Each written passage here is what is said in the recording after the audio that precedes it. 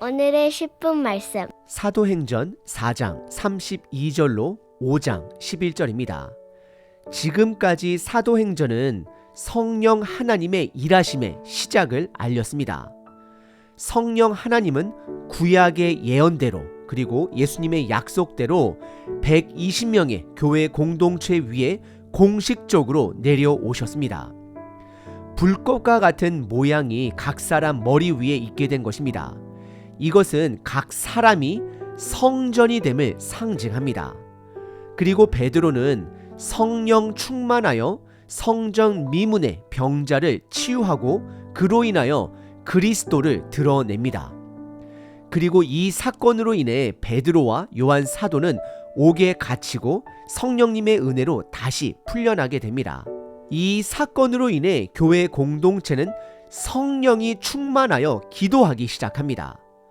우리는 사도행전 1장서부터 4장까지 성령 하나님이 내려오심과 성령 하나님의 확장하심을 살펴봤습니다. 그리고 오늘 본문부터는 앞으로 살펴볼 사도행전 전체의 큰 그림을 보여줍니다. 청사진을 보여줍니다. 오늘 본문은 우리가 너무나도 잘 아는 급사당한 두 부부 아나니아와 삽비라의 이야기입니다. 교회 공동체는 완벽한 자들이 모인 공동체가 절대로 아닙니다.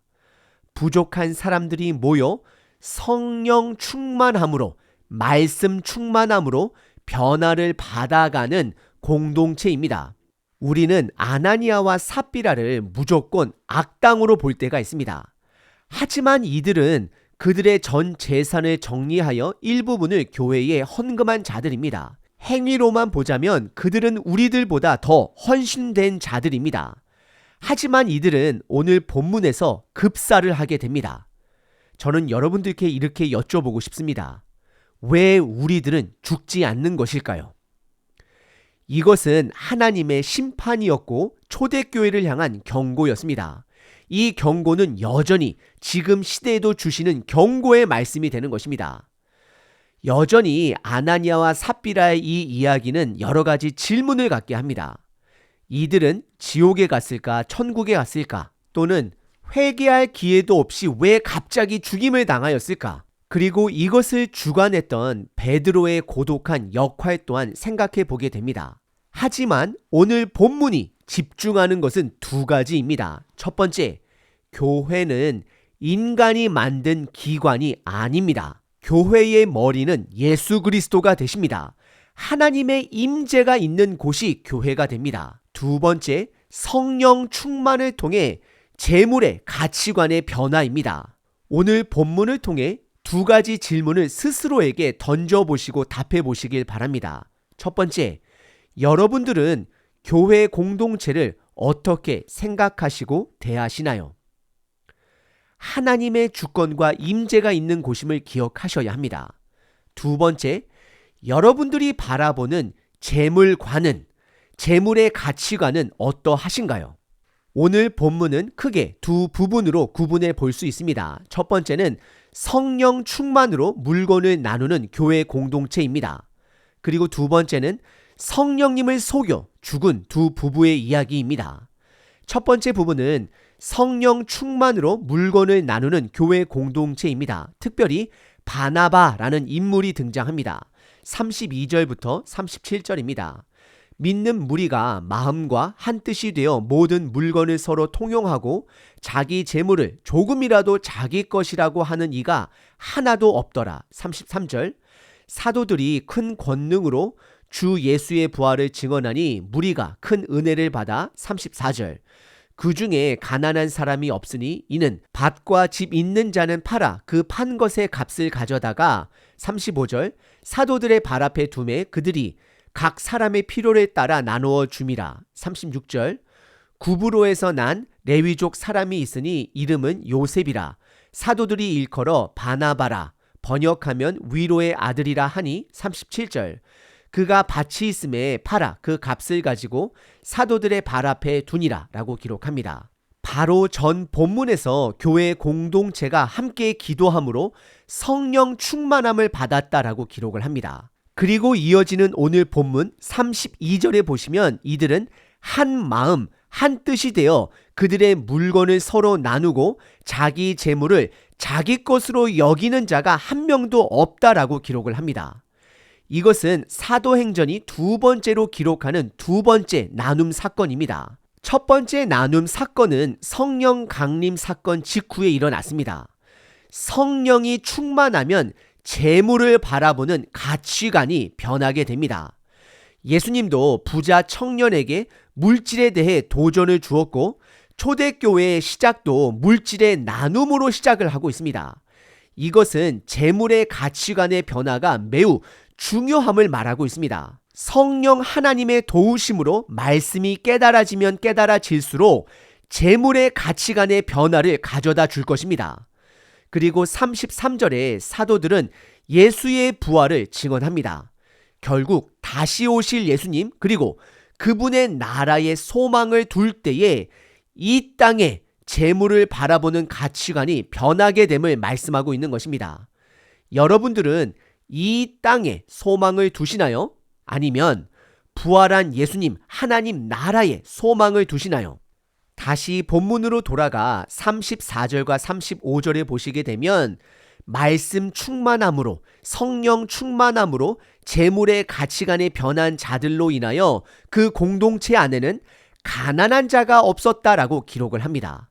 그리고 36절에 그들 중에 모범이 되는 한 사람의 이름을 거론합니다. 그 사람의 별명은 바나바입니다. 그는 로마 땅이었던 구브로라는 섬, 지금 지명으로 말하면 사이프러스라는 섬에서 예루살렘을 방문한 자가 됩니다. 그는 디아스포라 유대인입니다. 그는 레위인으로서 본명은 요셉입니다. 그는 땅을 판 사람들 중에 한 명이 됨을 밝히고 있습니다. 오늘 본문의 첫 번째 부분은 성령 충만함으로 물건을 나누는 교회 공동체를 살펴봤습니다. 두 번째 부분은 성령 하나님을 속인 한 부부 커플입니다. 먼저 이 부부의 죄를 말씀드리면 모든 재산을 교회에 드리지 않은 것이 죄가 아닙니다. 거짓말을 한 것이 문제였습니다. 5장 1절서부터 11절입니다. 아나니아라 하는 사람이 그의 아내 삽비라와 더불어 소유를 팔아 2절 그 값에서 얼마를 감춤해 그 아내도 알았더라. 얼마간 가져다가 사도들의 발 앞에 두니 3절 베드로가 이르되 아나니아야 어찌하여 사탄이 내 마음에 가득하여 내가 성령을 속이고 땅값 얼마를 감추었느냐 4절 땅이 그대로 있을 때에는 내 땅이 아니며 판 후에도 내 마음대로 할 수가 없더냐 어찌하여 이 일을 내 마음에 두었느냐 사람에게 거짓말한 것이 아니요 하나님께로다 5절 아나니아가 이 말을 듣고 엎드려져 혼이 떠나니 이 일을 듣는 사람이 다 크게 두려워하더라. 6절 젊은 사람들이 일어나 시신을 싸서 메고 나가 장사하니라. 7절 3시간쯤 지나 그의 아내가 그 일어난 일을 알지 못하고 들어오니 8절 베드로가 이르되 그 땅 판 값이 이것뿐이냐 내게 말하라 하니 이르되 예 이것뿐이니라 하더라. 9절 베드로가 이르되 너희가 어찌 함께 꾀하여 주의 영을 시험하려 하느냐 보라 내 남편을 장사하고 오는 사람들의 발이 문 앞에 이르렀으니 또 너를 메어 내가리라 하니 10절 곧 그가 베드로의 발 앞에 엎드려져 혼이 떠나가는지라 젊은 사람들이 들어와 죽은 것을 보고 메어다가 그의 남편 곁에 장사하니 11절 온 교회와 이 일을 듣는 사람들이 다 크게 두려워하느니라 라고 기록을 합니다. 5장 1절에 아나니아라는 남편과 아내 삽비라는 그들의 소유를 팔게 됩니다. 그리고 2절이 중요한 절인데 그들은 판 금액에서 얼마를 감추었다라는 표현을 성경이 사용합니다. 우선 바나바라는 사람 이후에 이 두 부부가 등장하는 것은 성령 충만한 사람의 행동과 그렇지 못한 자의 행동을 비교하기 위해서입니다. 바나바는 성령이 충만하여 본인의 땅을 팔아 교회에 헌금하여 어려운 사람들을 돕게 하였습니다. 하지만 아나니아와 삽비라는 그 명성만을 그 인기만을 원했던 것이었습니다. 성령의 충만함이 아닌 어찌 보면 시기심과 인간의 욕망으로 거짓으로 그들의 재산을 다 팔아 교회에 헌금했다라고 포장을 합니다. 그리고 2절에 보시면 아내 삽비라 또한 이 사실을 알았다라고 명확하게 말하고 있습니다. 그러자 3절에 성령에 충만한 베드로가 남편 아나니아에게 안타까운 마음으로 묻고 있습니다. 크게 세 가지를 말하는데, 첫 번째, 어찌하여 너희의 마음에 사탄으로 가득 찼느냐라고 묻고 있습니다. 이것은 어찌 보면 예수님께서 가론 유다를 향한 마음이기도 합니다. 그리고 두 번째는 어찌하여 성령 하나님을 속이느냐라고 말하고 있습니다. 그리고 세 번째는 땅값의 일부분을 왜 속였느냐라고 명확하게 묻습니다. 사실 이 부부가 솔직하게 땅을 팔아 일부분만 헌금을 했다라고 하더라도 괜찮았습니다. 그것 또한 당연히 칭찬받을 일입니다. 하지만 이 부부의 마음에는 사탄으로 가득 찼습니다. 시기심과 명예를 탐한 결과 거짓말을 한 것입니다. 그래서 4절의 베드로는 너가 원하는 대로 헌금을 할 수 있었는데 왜 거짓말을 했는지 한 번 더 그의 죄를 지적하며, 이것은 사람에게 거짓말을 한 것이 아니라 하나님 아버지께 거짓말을 한 것이다 라고 경고합니다. 그러자 5절에 남편 아나니아가 급사하게 됩니다. 그러자 주변 사람들은 두려워합니다. 하나님은 초대 공동체에 경외심이 있어야 함을 경고하고 있는 것입니다. 그리고 6절에 보시면 죽은 아나니의 시신이 장사가 됩니다. 그리고 3시간이 지나 7절에 아내 삽비라가 남편의 죽음을 알지 못하고 안으로 들어옵니다.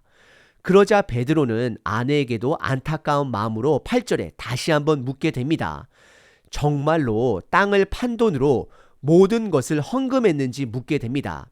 그러자 아내 또한 네 라고 거짓말을 하게 됩니다. 그리고 9절에 어찌 너희 부부는 함께 성령 충만함이 아닌 성령 하나님을 속여 거짓에 동참한 자가 되었느냐라고 지적을 합니다. 그리고 아내 또한 죽음을 맞이하게 됩니다. 그리고 10절에 그녀 또한 남편 옆에 장사함을 기록하고 있습니다. 이로 인해 11절에 결론적으로 온 교회와 사람들은 다 크게 두려워하게 되었다라고 말합니다. 하나님을 경외해야 합니다. 오늘 본문의 두 번째 부분은 성령님을 속인 부부의 이야기입니다. 오늘 본문은 성령 충만한 바나바와 악이 충만한 두 부부의 이야기를 살펴봤습니다. 에덴 동산 때부터 하나님의 나라가 시작될 때 항상 내적인 사탄의 공격이 있었습니다. 바로 그 사탄에 넘어간 첫 부부는 아담과 하와였습니다. 그리고 시간이 지나 모세를 통해 이스라엘을 다시 하나님의 나라의 백성으로 만들어 갈 때에 성막 안에서 잘못된 향불을 사용한 두 제사장들 또한 급사하는 장면이 나오게 됩니다. 하나님의 말씀을 가볍게 여긴 것입니다.